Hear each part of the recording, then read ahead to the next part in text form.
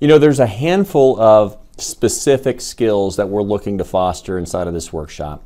One of those things is a deep awareness of our attitude, of our perspective, and of the way that we come across to the other person. I mean, we will actually dig into the topics of arrogance versus humility, of self-centeredness versus customer-centeredness, of authenticity versus coming off as salesy.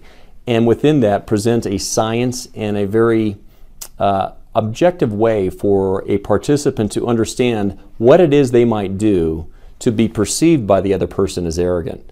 Another thing that we work on in here is just robust dialogue skills. So often you'll see two very bright people interacting in a meeting, right?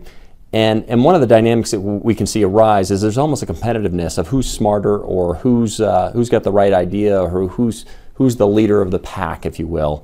And we're trying to foster these robust dialogue skills so that when the customer might make somewhat abrasive or challenging type of statement, that we know how to respond to that we have a mechanism in dialogue to say, oh, tell me more about your perspective on that.